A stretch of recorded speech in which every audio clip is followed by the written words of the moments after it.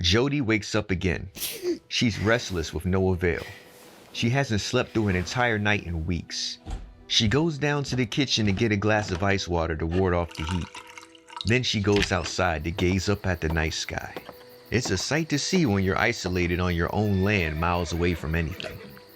She lived alone on her family's farm she inherited. Now she's the last of the Mohicans left burdened with the task of running the family business. But all that complicated thinking though melted away at moments like this. The millions of stars reset her stress level to zero. What a view. Just as she's enjoying the peace, she hears it faintly. In the distance, she could hear the mama fox calling out to her kids, just like last night. All night long it seemed like that annoying cry stroked her nerves. Jody strolls over from her porch to the fence line and stares into the forest as she finishes her water. She looks intently into the dark forest ahead like she can squint her way through the dark void and pinpoint the creature yelling in the night. Just as she turns around to go back inside, a tussle begins to happen in the bushes behind her. The poor fox crying was now being aggressively handled by something else out there. She runs over to the shed, takes off the lockbox and retrieves her loaded rifle she has in case of emergencies. She fires a shot into the sky, hoping to scare off what was there and end the fight. After loading another round, she puts her eye to the crosshair, aiming towards the tree line. The ambience around her began to get louder, as the winds blow through the long weeds, drowning out any night wildlife that was surrounding her. A shape began to take form in the distance and separate itself from the darkness it came from. It looked like the size of a small dog until it closed in.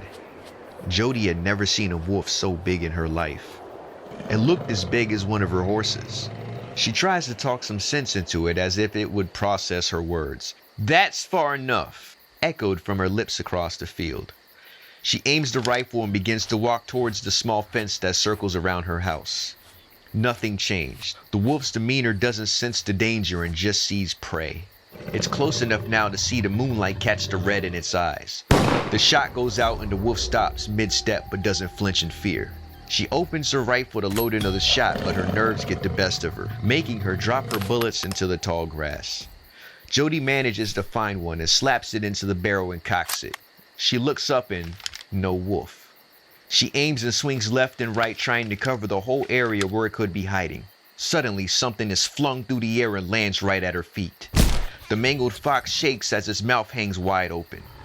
She hears a growl just outside of the fence as she spots the wolf just yards from her. The top of the wolf's back is higher than her fence and its teeth are in full view. It snarls at her, wrinkling up its ugly face, trying to scare her with its devilish noises. She keeps calm. No animal is gonna scare her on her own land and make her back down. Her eye finds the crosshair and jerks the trigger, aiming for the head. The beast lets out a horrible groan as it retreats back into the darkness. Yeah, you better run. When the coast switch clears, she bends down and cradles the fox as she takes it to her porch to lay it down gently. It's still moving and faintly trying to squeeze out a cry for help. It needed to be put out of its misery. Jody walks back to the area where she lost her bullets and combs the tall grass, finding a few more. Just when she loaded a new round for the fox, a loud howling was heard just off in the distance. Her barrel repositioned itself from the fox's head back to the trees beyond. More sure of herself now, she breathed slowly to get another direct hit and take out what was left of the beast. The red eyes faintly appear again. Without hesitation, she strikes first, but the wolf moves too fast. She's never seen something move like that. Another bullet climbs into her barrel as she raises and fires again at the eyes staring in the void. She missed. This was her last shot. After loading the last round, her eye catches the wolf leap her fence and begins to run at her. Just when its mouth was inches away from her, the muzzle flash from the rifle's barrel went straight into the wolf's mouth. It ate the dirt with a thud. The life was gone and the red eyes hidden within its skin. No signs of life. She looked it over and it was huge. It could swallow a Great Dane without chewing. She poked it with her gun to make sure it didn't have a second wind. Just then, in the corner of her eye, she caught movement by the fence. A dozen more red-eyed beasts appeared all around, peeking through the small wooden fence barrier between them. Within a few seconds, the pack of beasts ripped apart the only protection she had left. Nothing stood in her way now but her bluff and an empty rifle. "Come to mama," she whispered to herself as she grabbed the barrel of the gun like a bat. The wolves surrounded her as she winded up her arms, ready to release a home run. The wolves all in unison attacked as another strong wind blew through the fields, drowning out any sounds to be heard. When the howling wind went silent, so did the screams. A week later, the police found no traces of wolf remains, but recovered a naked man on Jody's front lawn, shot clean through the head.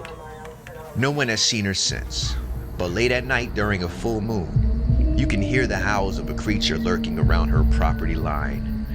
No one's seen it yet, but the missing person reports keep showing up with no traces of a body.